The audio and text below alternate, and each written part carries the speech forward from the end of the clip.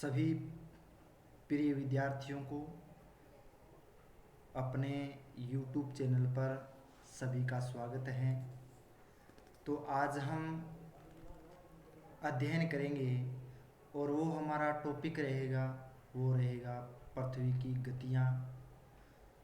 और ये topic BA semester के विद्यार्थी हैं, जो चाहे फर्स्ट सेमेस्टर के हो, सेकंड के हो, थर्ड सेमेस्टर के हो, फोर्थ सेमेस्टर के हो, 5 सेमेस्टर के हो, या फिर 5th सेमेस्टर के, 6th सेमेस्टर के हैं। तो इन सभी बच्चों के लिए ये चैप्टर हैं पृथ्वी की गतियों के बारे में। पृथ्वी है हमारी, वो किस तरह की गतियाँ करती है, कितनी गतियाँ होती हैं, उनके बारे में हम विस्तार से पढ़ेंगे। तो आइए हम एक एक विषय के बारे में, एक एक टॉपिक के बारे में पढ़ते हैं। तो सबसे पहले हम पढ़ेंगे तो वो आते हैं पृथ्वी की गतियों में उनकी 2 गतियाँ होती हैं। पृथ्वी की जो मुख्य 2 गतियाँ होती है, उनमें पहली जो गति होती है वो होती है घूर्णन गति, यानी रोटेशन। जो घूर्णन गति है उसको इंग्लिश में रोटेशन कहते हैं। और दूसरी जो गति होती है वो होती है परिक्रमण गति, जो होती है रिवोल्यूशन। यानी रोटेशन और रिवोल्यूशन जो दोनों गतियाँ होती है वो अलग अलग होती हैं। आप दूसरी तरफ यहाँ डायग्राम है और डायग्राम में देख सकते हैं कि घूर्णन गति किसको कहते हैं और परिक्रमण गति किसको कहते हैं। तो हम सबसे पहले घूर्णन गति के बारे में अध्ययन करते हैं। तो मैं आपको थोड़ा संक्षेप में समझा देता हूँ कि घूर्णन गति क्या होती है। पृथ्वी अपने एक्स पर, यानी ये एक्स होता है जो 23.5 डिग्री जो पृथ्वी पूर्व की ओर झुकी हुई है, और उस एक्स पर झुकी होने के वजह से पृथ्वी अपना एक दिन में एक चक्कर अपने एक्स पर पूर्ण करती है। यानी अपनी जो ध्रुव अग्र बिंदु है उस पर वो घूमती है, और वो उनकी दिशा रहती है वो पश्चिम से पूर्व की ओर रहती है। यानी पश्चिम से पूर्व की ओर इस तरह से वो अपने एक्स पर घूमती है। और ये जो घूर्णन करती है वो 23 घंटे 56 मिनट और 4 सेकंड में एक चक्कर पूरा करती है। और उन घूर्णन गति के कारण ही हमारे पृथ्वी पर दिन और रात दोनों की स्थितियां हैं वो बन जाती हैं। और ये दिन रात की स्थिति लगभग हम बात करें तो हम 24 घंटे का दिन मानते हैं, तो 12 घंटे की रात और 12 घंटे का दिन बनता है। और ये कैसे बनता है आगे हम विस्तार से पढ़ेंगे। मैं संक्षेप रूप में बता देता हूँ कि दिन रात कैसे बनते हैं। जब पृथ्वी पश्चिम से पूर्व की ओर घूर्णन करती है तो जो भाग सूर्य के सामने आता है, ये सूर्य है, और इसके सामने भाग आता है, तो सूर्य की संपूर्ण किरणें, जो प्रत्यक्ष जो भाग होता है, सूर्य के सामने वाला जो भाग होता है, उन पर सूर्य की किरणें गिर जाती हैं। तो जिस भाग में सूर्य की किरणें गिरती है वहाँ पर दिन की स्थिति होती है। और जो अप्रत्यक्ष भाग होता है, जो पीछे वाला भाग होता है, ये भाग होता है, तो यहाँ पर सूर्य की किरणें नहीं गिर पाती हैं। तो जहाँ पर सूर्य की किरणें नहीं गिरेगी तो वहाँ पर अंधेरा रहेगा और वहाँ पर रात की स्थिति होती है। क्योंकि हम पढ़ते हैं कि ग्रह है वो सूर्य की रोशनी से चमकते हैं, उनका स्वयं का प्रकाश नहीं होता है, बल्कि तारों का अपना स्वयं का प्रकाश होता है। इसलिए सूर्य को भी एक तारा मानते हैं, और इसके चारों ओर, सूर्य के चारों ओर जो परिक्रमा करते हैं उनको ग्रह कहते हैं, और ग्रहों के चारों ओर जो परिक्रमा करते हैं उनको उपग्रह कहते हैं। और उपग्रह में ये चंद्रमा है, मून है, जो पृथ्वी के चारों ओर पश्चिम से पूर्व की ओर घूर्णन कर रहा है, परिक्रमा कर रहा है, और पृथ्वी है इनके सूर्य के चारों ओर परिक्रमा करती है। तो ये थी घूर्णन गति, समझ में आया होगा। अब 2 नंबर आते हैं परिक्रमण गति, यानी रिवोल्यूशन।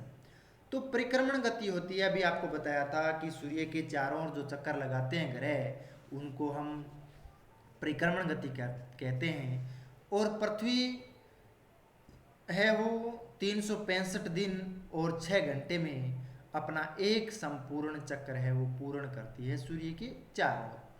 और ये वही है, दिशा रहती है वो पश्चिम से पूर्व की ओर रहती है। ये देखो रिवोल्यूशन का आपको तीर के माध्यम से मैंने समझाने का प्रयास भी किया है कि ये पश्चिम से पूर्व की ओर गति करती है, परिक्रमण गति करती है और सूर्य के चारों ओर अपना एक चक्कर है वो 365 दिन और 6 घंटे में पूर्ण करते हैं। अब आपके मन में ये सवाल है कि 365 दिन जो हमारे पंचांग में या कैलेंडर में हम पढ़ते हैं, परंतु 6 घंटे का समय हमें पता तो होगा परंतु प्रत्यक्ष रूप से पता नहीं है। कहने का मतलब है कि हम जानते नहीं कि वो 6 घंटे कहाँ जुड़े जाते हैं। तो जो 365 दिन का तो साल होता है, परंतु वो जो 6 घंटे एक्स्ट्रा होते हैं उसमें 4 महीने साल के बाद में, यानी 4 वर्ष के बाद में एक साल बनता है, दिन बनता है, जिसको बोलते हैं एक लीप वर्ष, और वो 29 फरवरी में जोड़ा जाता है। और 29 फरवरी के दिन कब 4 साल है, 3 साल है वो फरवरी 28 दिनों की रहती है और चौथे साल है फरवरी 29 दिन की रहती है, तो उसको हमें लीप वर्ष कहा जाता है। तो इसलिए वो 6 घंटे हैं, वो 4 से हम उसको मल्टीप्लाई करते हैं, 6 चौका 24 और 24 घंटे का एक दिन होता है, तो यानी वो उसमें जोड़ दिया जाता है जो लीप वर्ष में आता है। तो अब हम विस्तृत रूप में दोनों गतियों के बारे में पढ़ेंगे। इसके साथ साथ में हम अपसौर है, उपसौर है, दिन रात कैसे बनते हैं, ऋतुओं का परिवर्तन कैसे होता है, उपसौर और अपसौर की स्थिति कैसे बनती है। तो सभी विद्यार्थी अपनी नोटबुक पेन लेकर के बैठ जाएं और मैं जो बता रहा हूँ और मेरी रिकॉर्डेड आवाज़ है उसमें ध्यानपूर्वक आप उसमें नोट करते जाएं। तो आइए विद्यार्थियों हम पढ़ते हैं। तो ये है पृथ्वी का घूर्णन, और ये देखो डायग्राम में इसमें देख रहे हैं पृथ्वी का एक्स यहाँ होना चाहिए, पर तो पृथ्वी 23.5 डिग्री पूर्व की ओर झुकी होने की वजह से ये क्या है, थोड़ा तिरछा है, 23.5 डिग्री पूर्व की ओर झुकी है। ये मैंने प्रयास किया है, यहाँ से भूमध्य रेखा निकलनी चाहिए, पर तो पृथ्वी पूर्व की ओर झुकी होने की वजह से यहाँ से भूमध्य रेखा इस तरह से तिरछी होकर के निकलती है। तो घूर्णन गति की जो परिभाषा है वो ध्यान पूर्वक देखिए। जब पृथ्वी अपनी धुरी यानी एक्सिस पर घूमती है तो उसे घूर्णन कहते हैं। यानी पृथ्वी है जो अपने एक्सिस पर घूमती है, अपने ये जो एक्सिस है इस किली पर जो घूमती है पश्चिम से पूर्व की ओर, तो उसको कहते हैं घूर्णन गति। और इनकी जो दिशा रहती है वो रहती है पश्चिम से पूर्व की ओर, यानी पश्चिम से पूर्व की ओर है वो इनकी दिशा रहती है। यानी पहले ये भाग पूर्वी भाग है वो सूर्य के सामने सबसे पहले आता है और ये भाग पश्चिमी भाग सूर्य के सबसे बाद में आता है। इसलिए सूर्य जो पृथ्वी पर सूर्य उदय होता है वो पूर्व दिशा के इसलिए होता है क्योंकि ये जो पूर्वी भाग है वो सूर्य के सामने सबसे पहले आता है और पश्चिमी भाग बाद में आता है। इसके बाद में है समय, यानी कितना समय लगता है घूर्णन करने में पृथ्वी को। तो पृथ्वी एक बार अपनी दूरी पर घूमने में लगभग 23 घंटे 56 मिनट का समय लेती है। यानी 23 घंटे 56 मिनट और 4 सेकंड जो ये समय लेती है पृथ्वी अपने घूर्णन करने में, एक चक्कर पूर्ण करने में, इसे एक सौर दिवस कहा जाता है। जो हमारा एक दिन बनता है वो सौर दिवस कहा जाता है उसको। तो वो 23 घंटे और 56 मिनट का बनता है। इसके परिणाम क्या होते हैं, जो घूर्णन करते हैं इसके परिणाम भी होते हैं दिन और रात का क्रम में बनता है। जब पृथ्वी घूर्णन करती है तो सूर्य के सामने जो भाग आता है उसमें दिन बन जाता है और जो भाग उसके विपरीत रहता है वहाँ पर रात बन जाती है। जब 12 घंटे के बाद में विपरीत वाला भाग सूर्य के सामने आ जाता है तो रात से दिन हो जाती है, और जो सामने वाला भाग विपरीत दिशा में चला जाता है तो दिन से रात हो जाती है। तो ये इसके परिणाम होते हैं। पृथ्वी जो घूर्णन करती है उसकी गति होती है, जो इसकी रफ्तार होती है, किस गति से वो घूर्णन करती है। तो भूमध्य रेखा पर अधिक वेग से घूमती है। यानी ये जो भूमध्य रेखा है इस पर सबसे अधिक गति होती है यहाँ पर, क्योंकि ये भूमध्य रेखीय व्यास 12,756 जो किलोमीटर का है, ये अधिक चौड़ाई है, तस्तरी नुमा है पृथ्वी की आकृति, इसलिए यहाँ पर सबसे अधिक वेग से घूमती है। और वो है लगभग 1670 किलोमीटर प्रति घंटा। यानी 1 घंटे में पृथ्वी है वो अपनी दूरी तय करती है, वो करती है 1670 किलोमीटर की दूरी तय करती है। तो ये थी घूर्णन। और घूर्णन के आगे हम और चलते हैं तो आगे आता है प्रभाव, यानी घूर्णन गति करती है तो उसके प्रभाव क्या पड़ते हैं, किस तरह से प्रभाव पड़ता है घूर्णन क्रिया के कारण। तो 1 नंबर पर हम 3 नंबर पढ़ेंगे, 1, 2 और 3 नंबर प्रभाव पढ़ेंगे। तो सबसे पहले हम 1 नंबर प्रभाव देखिए, दिन और रात का निर्माण। यानी पृथ्वी घूर्णन करती है, जो प्रभाव पड़ता है वो होता है कि दिन रात का प्रभाव पड़ता है और दिन रात का निर्माण होता है। कभी दिन बनता है, यानी यहाँ पर ये देखो जो सूर्य की किरणें हैं यहाँ पर गिर रही है इस भाग में, तो वहाँ पर दिन की स्थिति आ गई, डे हो गया। जहाँ पर सूर्य की किरणें नहीं गिर रही है वहाँ पर नाइट यानी रात होगी। और 12 घंटे के बाद में ये भाग सूर्य के सामने होगा और ये भाग इधर होगा, तो वहाँ पर यहाँ पर दिन हो जाएगा और यहाँ पर रात हो जाएगी। तो समय क्या हो जाएगा, बदल जाएगा। जैसे जैसे पृथ्वी घूमती है उसका एक भाग सूर्य के सामने होता है जहाँ पर दिन बनता है, और दूसरा भाग अंधेरे में होता है जहाँ पर रात होती है। अंधेरे वाले भाग में सूर्य की किरणें नहीं पहुँच पाती है तो वहाँ पर रात की स्थिति होती है, और जहाँ पर सूर्य की किरणें पहुँचती है वहाँ पर दिन की स्थिति बन जाती है। 2 नंबर है समय का निर्धारण। तो अलग अलग स्थानों पर सूरज के उगने और ढलने का समय बदलता है, यानी अलग अलग समय है और अलग अलग स्थान है, तो वहाँ पर सूरज है वो कहीं पर उदय होता है तो उसमें समय लगता है, कहीं पर अस्त होता है तो वो देरी से होता है। यानी विश्व के सभी देश या क्षेत्र होते हैं उसमें समान रूप से अस्त नहीं होते या फिर सूर्य उदय नहीं होता है। अक्षांश मैंने कल के वीडियो में बताया था कि अक्षांश जो देशांतर रेखाएं होती है जो 4-4 मिनट का अंतर होता है, और 4-4 मिनट के अंतर से हम समय है वो निकाल सकते हैं। तो जो भाग सूर्य के सामने है वो विपरीत चला जाता है तो वहाँ पर अस्त जल्दी हो जाता है, और जो भाग पहले दिखाई देता है वहाँ पर सूर्य उदय जल्दी हो जाता है। तो इस तरह से उगने और ढलने का समय बदलता है, और इसी आधार पर समय क्षेत्र बनाए गए हैं। यानी विश्व को अलग अलग समय क्षेत्रों में विभाजित किया। जैसे भारत का समय क्षेत्र जो है 82.5 डिग्री पूर्वी देशांतर, जो 5 राज्यों से होकर के ये रेखा गुजरती है 82.5 डिग्री, जो भारत के लगभग मध्य से होकर के जाती है, और उसमें पश्चिमी राज्य और पूर्वी राज्य जो समय का निर्धारण किया जाता है। इसमें उत्तर प्रदेश, मध्य प्रदेश, छत्तीसगढ़, उड़ीसा और आंध्र प्रदेश, इन राज्यों से ये रेखा गुजरती है। तो समय का अलग अलग देशों में अलग अलग है, तो वो समय क्षेत्र बनाए गए हैं। फिर आता है 3 नंबर, दिक् दिशाओं का निर्धारण। यानी पृथ्वी की घूर्णन दिशा पश्चिम से पूर्व है, इसलिए सूरज क्या होता है, पूर्व से उगता है। यानी दिक् दिशाओं हैं उसका निर्धारण किया जाता है। जहाँ से सूर्य उदय होता है वो पूर्व दिशा मानते हैं, और जहाँ पर अस्त होता है उसको पश्चिमी दिशा मानते हैं हम।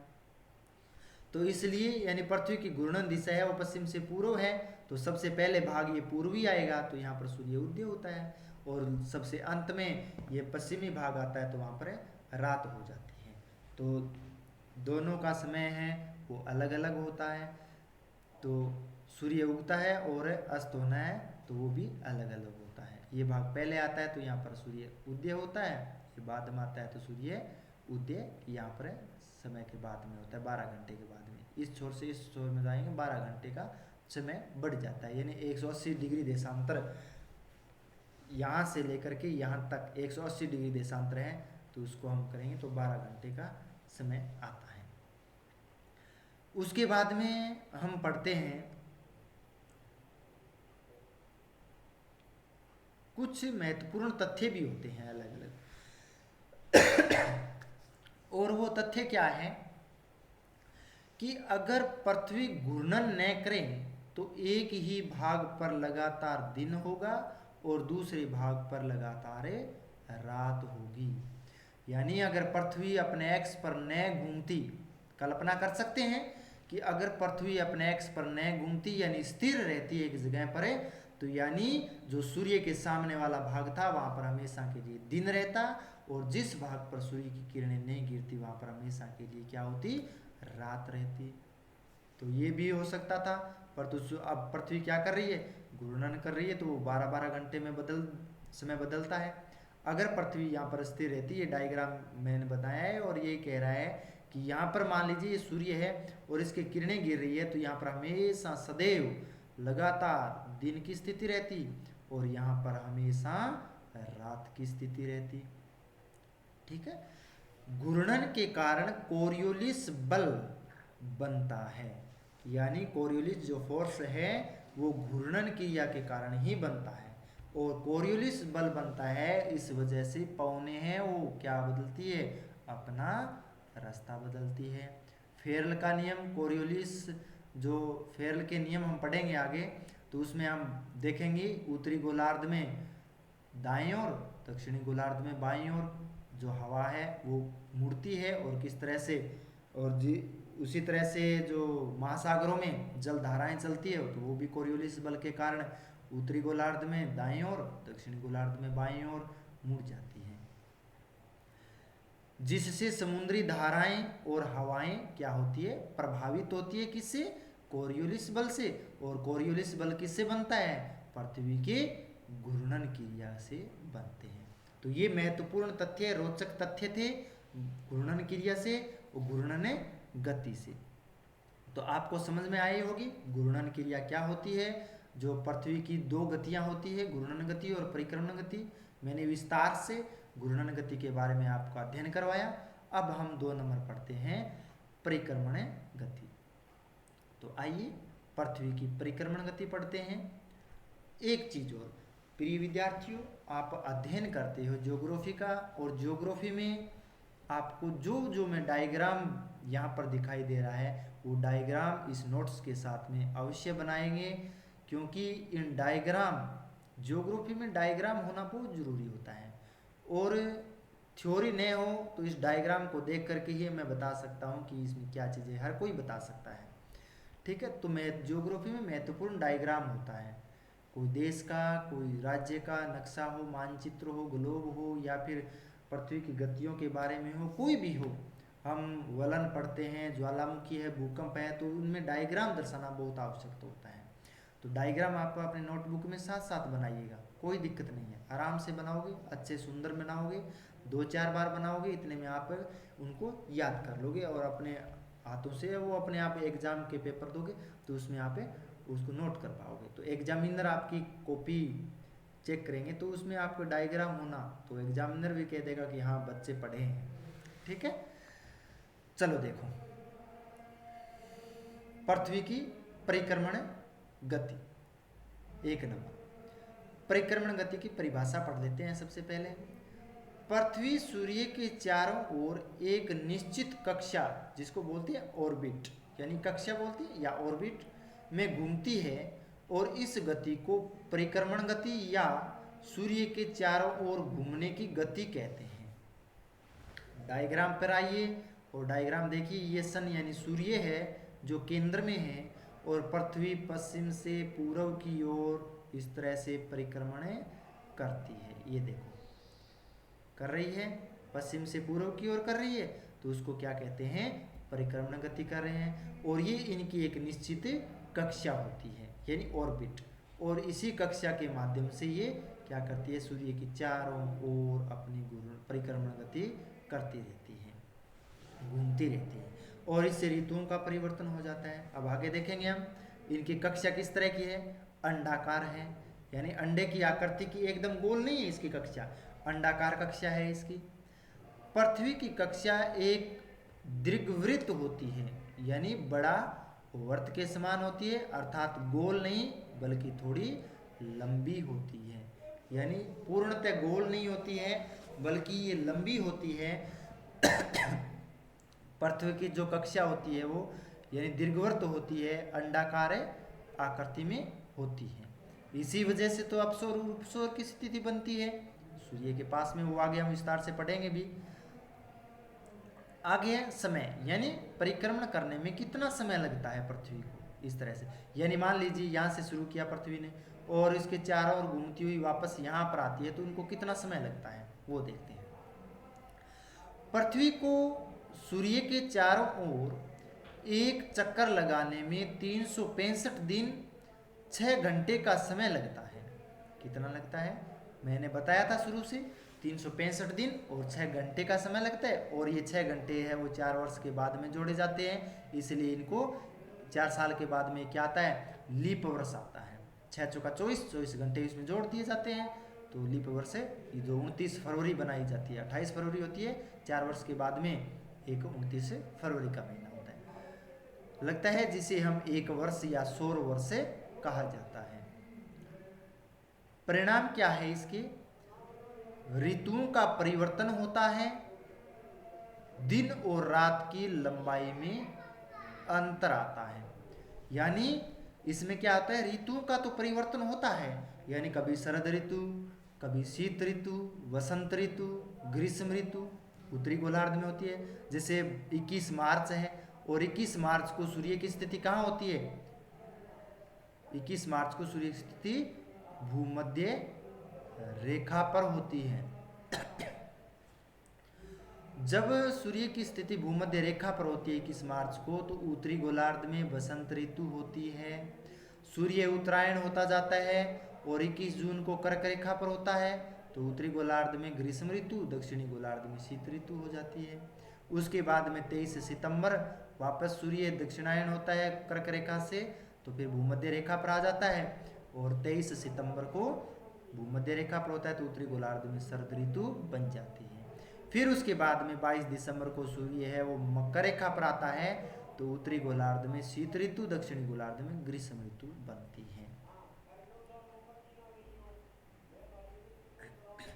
तो ये इसके अलग अलग परिणाम होते हैं।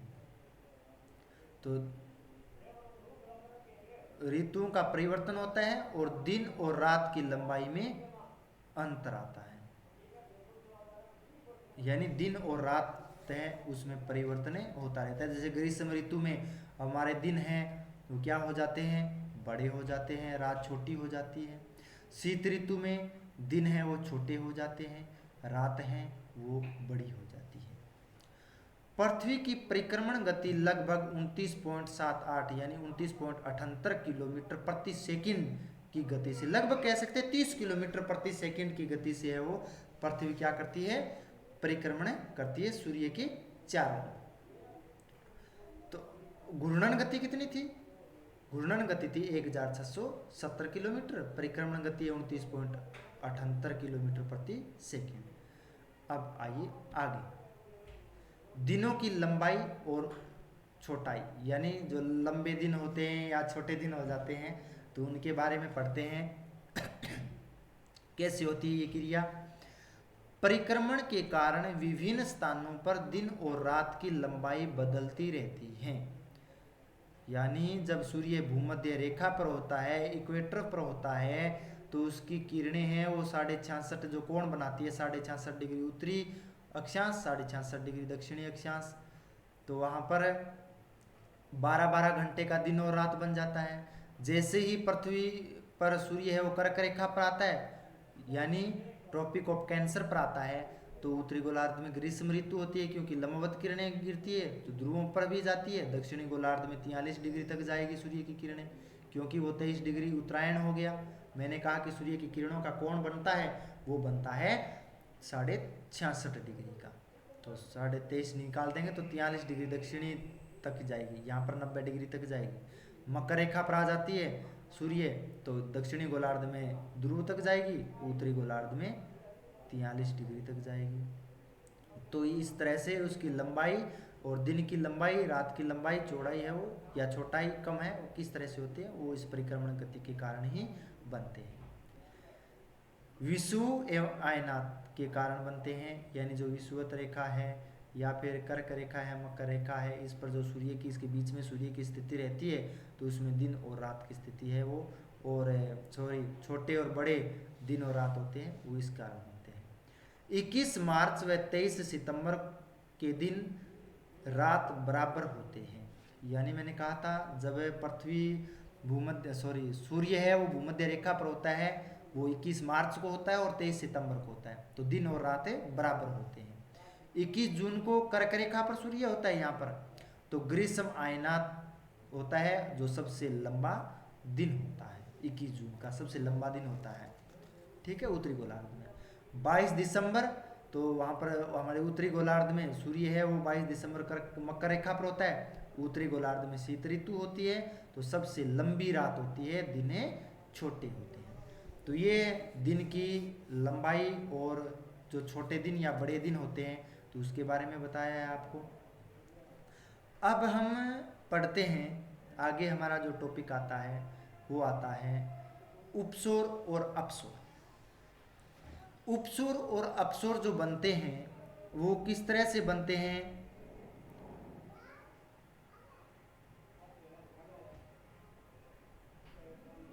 तो उपसौर और अपसौर जब बनते हैं तो मैंने बताया था पृथ्वी की जो कक्षा है वो एक तस्तरी नुमा है, जियोड की आकृति की है, या फिर इसको हम कहते हैं कि अंडाकार आकृति में है।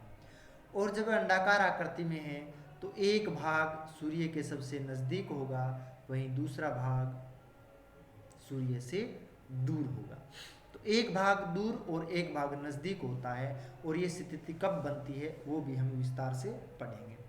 तो अपसौर और उपसौर दो क्रियाएं बनती है। पहले आता है, पढ़ते हैं उपसौर की स्थिति। देखो उपसौर, पेरिहिलियन।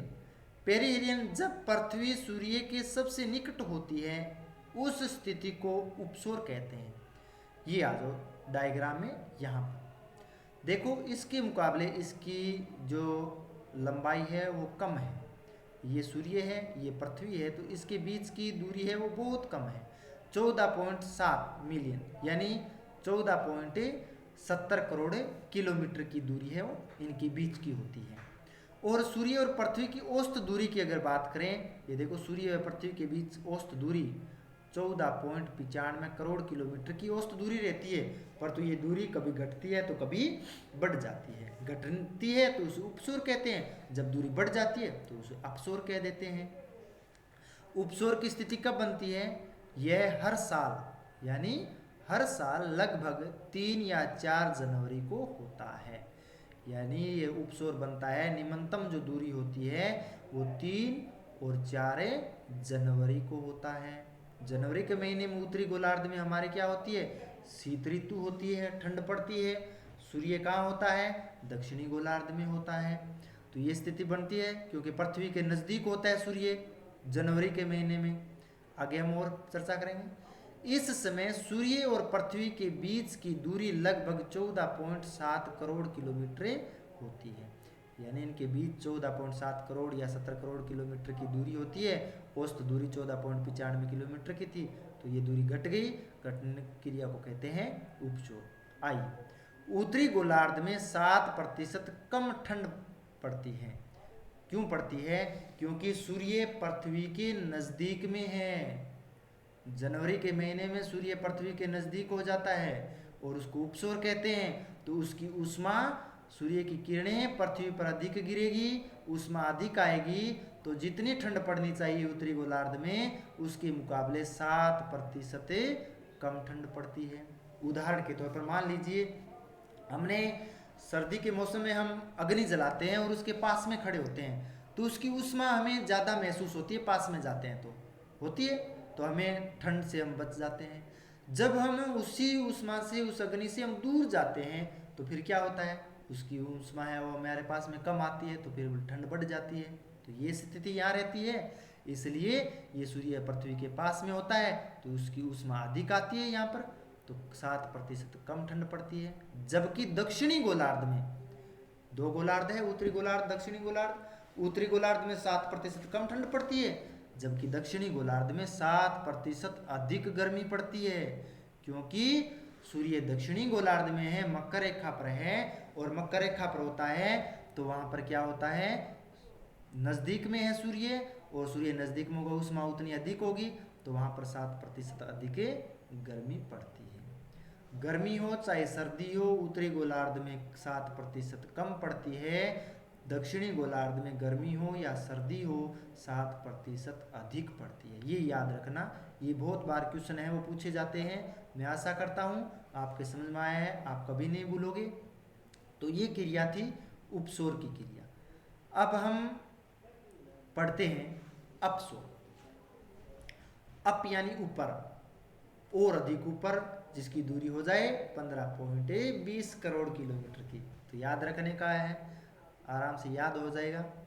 अपसौर की देखो, एपेलियन, तो एपेहेलियन को कहते हैं जब पृथ्वी सूर्य से सबसे दूर होती है, उस स्थिति को अपसोर कहते हैं। इसको छोड़ो, ये तो हमने अध्ययन कर लिया। इधर आ जाओ, देखो सूर्य की पृथ्वी के बीच की दूरी अधिक 15.20 करोड़ किलोमीटर की अधिक दूरी रहती है। ये स्थिति कब बनती है? यह हर साल लगभग 4 या 5 जुलाई को होती है। और जब सूर्य पृथ्वी के बीच की अधिकतम दूरी होती है 4 या 5 की,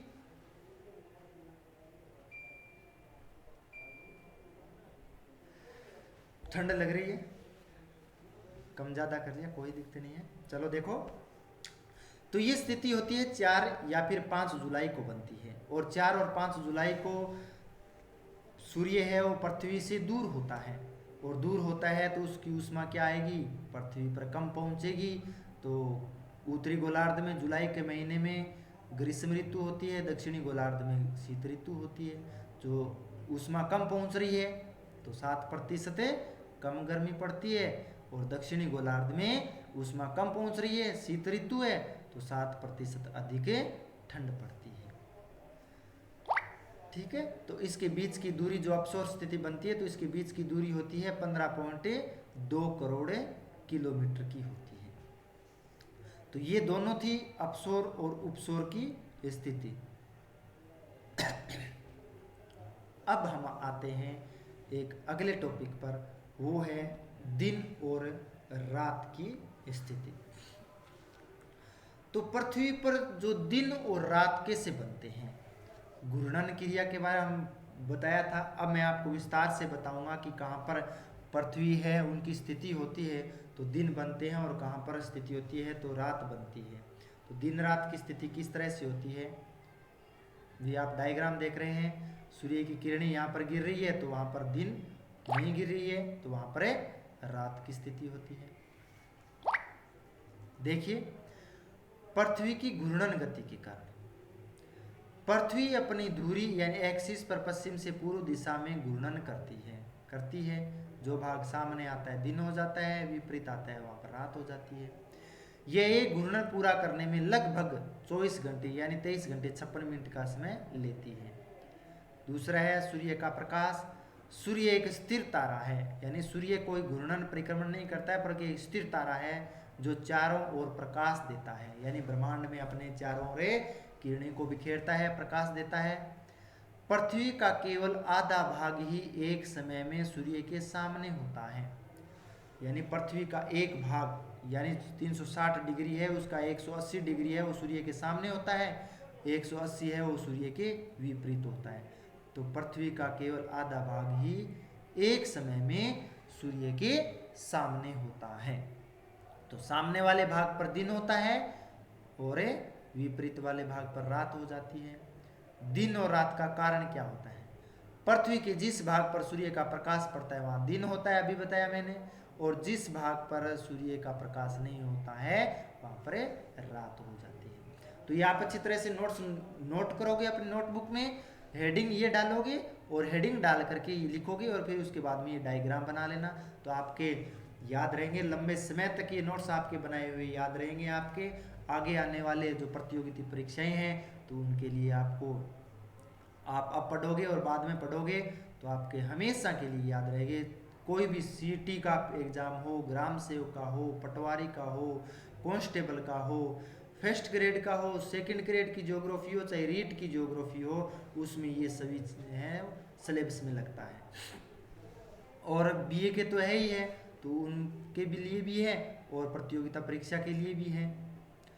आगे आते हैं तो वो आता है ध्रुवों पर दिन और रात की स्थिति। हमने सुना है कि ध्रुवों पर 6 महीने के दिन और 6 महीने की रात होती है। कैसे होती है? 6 महीने के दिन बनते हैं, कभी 6 महीने की रात बनती है। तो वो बनते कैसे हैं, चलो मैं आज आपको विस्तार से बताता हूँ। और आपका जो डाउट है आपके मन में कि होता ही नहीं 6 महीने के दिन रात, हमारे यहाँ तो 12-12 घंटे के दिन और रात बनते हैं, और वहाँ पर 6 महीने के दिन और 6 महीने की रात कैसे हो जाती है ना? तो मैं आपको बताता हूँ कैसे बनते हैं, आइए देखते हैं। ध्रुवों पर दिन और रात पृथ्वी अपनी धुरी यानी एक्सिस पर 23.5 डिग्री झुकी हुई है। ये मैंने शुरू से बताया, ये देखो एंगल जो बना रखा है पृथ्वी ने वो 23.5 डिग्री का पूर्व की ओर बना रखा है, पूर्व की ओर झुकी हुई है। पृथ्वी सूर्य के चारों ओर एक वर्ष में परिक्रमण करती है। एक वर्ष में एक चक्कर है अपना पूरा करती है सूर्य के चारों ओर, ये अच्छी तरह आप जानते हो, पीछे हमने अभी पढ़ा है। 3, झुके हुए एक्स के कारण साल के अलग अलग समय पर एक ध्रुव सूर्य की ओर और दूसरा सूर्य से दूर होता है। जैसे ये मार्च का महीना है और मार्च के महीने में सूर्य भूमध्य रेखा पर होता है तो 66.5 डिग्री तक किरणें जाएगी। मार्च के बाद में जैसे जैसे सूर्य उत्तरायण होता है, 21 जून को कर्क रेखा पर होता है, तो कर्क रेखा पर होता है तो सूर्य की किरणें हम उत्तरायण की ओर चला गया, 23.5 डिग्री और ऐड कर देंगे 66.5 में तो सूर्य की किरणें 90 डिग्री तक जाएगी। ये देखो सूर्य के सामने ये एंगल यहाँ पर ध्रुव की ओर जा रही है, दक्षिणी ध्रुव की ओर नहीं जा रही है क्योंकि एंगल इसके सामने नहीं है, छुपा हुआ है क्योंकि झुकी हुई होने की वजह से। अगर ये एकदम सीधा होता इस एंगल पर होती पृथ्वी तो समान होती, दिन और रात 6-6 महीने के नहीं होते, समान होती, पर तो ये झुकी होने की वजह से यहाँ पर दिन की स्थिति होगी। तो मार्च के बाद में अप्रैल, मई और जून, 21 जून को, जून के बाद में जुलाई, अगस्त और सितंबर, 6 महीने सूर्य उत्तरी गोलार्ध में रहा। 23 सितंबर को सूर्य भूमध्य रेखा पर आ गया तो वही सेम ऋतु होगी, 66.5 डिग्री पर सूर्य की किरणें गिरेगी।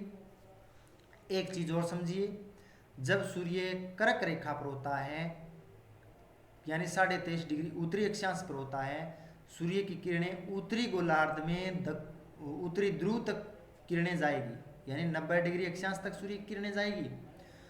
परंतु दक्षिणी गोलार्ध में सूर्य की किरणें जाएगी वो जाएगी 43 डिग्री तक, क्योंकि सूर्य 0 डिग्री से 23 डिग्री और उत्तरायण हो गया तो 66.5 डिग्री का कोण बनाता है सूर्य की किरणें, तो 66.5 में से 23.5 और निकालेंगे तो 43 डिग्री यानी 43 दक्षिणी गोलार्ध तक सूर्य की किरणें जाएगी। कब? जून के महीने में। सितंबर के महीने में वापस भूमध्य रेखा पर आता है सूर्य तो वो स्थिति बनती है, दोनों गोलार्धों में सेम सूर्य की किरणें गिरेगी, 66.5 डिग्री का कोण बनाएगी। 22 दिसंबर को सूर्य दक्षिणायन हो जाता है और 22 दिसंबर को मकर रेखा पर लंबवत चमकता है। और जब मकर रेखा दक्षिणी गोलार्ध में जाती है तो उत्तरी गोलार्ध में शीत ऋतु, दक्षिणी गोलार्ध में ग्रीष्म ऋतु हो जाती है। और जब दक्षिणी गोलार्ध पर रहती है, मकर रेखा पर सूर्य रहता है तो वो सेम सिस्टम जून का महीना होता है उसे उल्ट जाते हैं।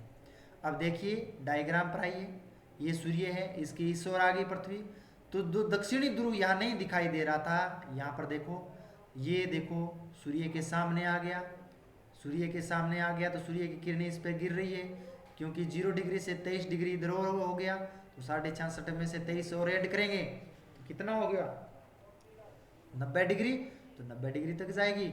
उत्तरी गोलार्ध में वो 0 डिग्री से उधर खिसका है तो 23 डिग्री निकालेंगे, 23.5 डिग्री निकाल दो 66.5 में से 43 डिग्री, तो यहाँ 43 डिग्री तक जाएगी, यहाँ पर 90 डिग्री तक जाएगी। ये भाग इधर यानी सूर्य से छिप गया, उत्तरी ध्रुव है, पोलर है, वो छुपने की वजह से यहाँ पर रात की स्थिति होगी।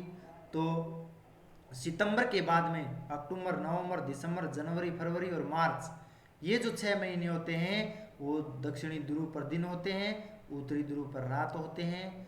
और मार्च, अप्रैल, मई, जून, जुलाई, अगस्त, सितंबर, ये जो 6 महीने होते हैं इस समय उत्तरी गोलार्ध में दिन की स्थिति, ये देखो उजाला, दक्षिणी गोलार्ध में अंधेरा, रात की स्थिति। तो इस तरह से दिन और रातें बनते हैं और वो किस लिए बनते हैं? झुके हुए एक्स के कारण बनते हैं। झुके हुए एक्स के कारण साल के अलग अलग समय पर एक ध्रुव सूर्य की ओर और दूसरा सूर्य से दूर होता है। ये अभी बताया, ये देखो सूर्य के सामने, सूर्य से दूर, सूर्य के सामने और सूर्य से दूर हो जाता है। सूर्य की किरणों का कोण और प्रभाव देखो किस तरह से पड़ता है। सूर्य की किरणें विषुवत रेखा पर लंबवत यानी सीधा 90 डिग्री का कोण से गिरती है। जब सूर्य भूमध्य रेखा पर होता है 21 मार्च को और 23 सितंबर को, तो उसकी संपूर्ण किरणें लंबवत गिरती हैं। जैसे जैसे हम ध्रुवों की ओर बढ़ते हैं किरणों का कोण धीरे धीरे तिरछा होता जाता है। यानी भूमध्य रेखा से ध्रुवों की ओर जाएंगे सूर्य की किरणों का कोण बढ़ता जाएगा। आइए डायग्राम पर प्रकाश डालते हैं। यहाँ से लेकर के यहाँ तक सूर्य की किरणों को थोड़ा रास्ता तय करना पड़ता है और ये एकदम समकोण पर 90 डिग्री के कोण पर गिर रही है। तो यहाँ पर ऊष्मा अधिक होगी, उष्णकटिबंधीय जलवायु होगी, और ध्रुवों की ओर जाएंगे तो ये देखो लंबा रास्ता तय करना पड़ेगा, तो वहाँ पर ऊष्मा कम पहुँचती है, इसलिए शीत ऋतु होती है। तो भूमध्य रेखा से हम ध्रुवों की ओर जाएंगे तो उष्ण, उपोष्ण, शीतोष्ण और शीत कटिबंध की ओर जाते हैं। तो यानी धीरे धीरे तिरछापन है उसको किरणों का होता जाता है। आगे देखिए, जब सूर्य भूमध्य रेखा पर होता है तो क्या होता है, हेडिंग डाल करके लिखिए। जब सूर्य 21 मार्च यानी उत्तरी गोलार्ध में वसंत ऋतु व 23 सितंबर उत्तरी गोलार्ध में शरद ऋतु को भूमध्य रेखा पर होता है तो सूर्य की किरणों का कोण 66.5 डिग्री पर पड़ता है, चाहे वो उत्तरी गोलार्ध हो चाहे वो दक्षिणी गोलार्ध हो, यानी नॉर्थ और साउथ तक जाता है। यानी सूर्य की किरणें 66.5 डिग्री तक ही जाती है जब भूमध्य रेखा पर होता है। जब सूर्य कर्क रेखा पर आता है तब क्या होता है, देखो जब सूर्य 21 जून को कर्क रेखा पर होता है सूर्य की किरणें 90 डिग्री उत्तरी अक्षांश तक जाती है और 43 डिग्री दक्षिणी अक्षांश तक जाती है। यानी 90 डिग्री उत्तरी अक्षांश तक और 43 डिग्री दक्षिणी अक्षांश तक जाती है। 3 नंबर, जब सूर्य मकर रेखा पर होता है, जब मकर रेखा पर होता है सूर्य 22 दिसंबर को, तो मकर रेखा पर किरणें हैं वो 90 डिग्री के कोण पर गिरेगी, यानी दक्षिणी गोलार्ध पर है वो ध्रुव तक जाएगी सूर्य की किरणें 90 डिग्री अक्षांश तक जाएगी, उत्तरी गोलार्ध में 43 डिग्री तक जाएगी, यानी कर्क रेखा से उल्ट जाता है ये, ठीक है। ये अब उत्तरी गोलार्ध में बन जाता है, तो उत्तरी गोलार्ध में 43 डिग्री तक जाती है, दक्षिणी गोलार्ध में 90 डिग्री तक जाती है। देखो नोट करा कर, नोट ऐड करके लिखो अपने नोटबुक में। 21 मार्च से 23 सितंबर ये 6 महीने हो गए। सूर्य उत्तरी गोलार्ध में होता है, दिन की स्थिति होती है उत्तरी गोलार्ध में, जबकि दक्षिणी गोलार्ध में रात की स्थिति बन जाती है। 23 सितंबर से 21 मार्च 6 महीने हो जाते हैं। सूर्य दक्षिणी गोलार्ध में, और दक्षिणी गोलार्ध में क्या होता है, दिन की स्थिति, और उत्तरी गोलार्ध में रात की स्थिति बन जाती है। तो ये थे हमारे आज की क्लास, और इस क्लास में हमने आज पढ़ा, और मैं आशा करता हूँ कि सभी मेरे प्रिय विद्यार्थियों को ये क्लास पसंद आई है। तो आप इसमें लाइक, शेयर और सब्सक्राइब जरूर करेंगे, और आगे अपने जो भी मित्र हैं, दोस्त हैं, उनको शेयर जरूर करेंगे। धन्यवाद। जय हिंद, जय भारत, बहुत बहुत धन्यवाद।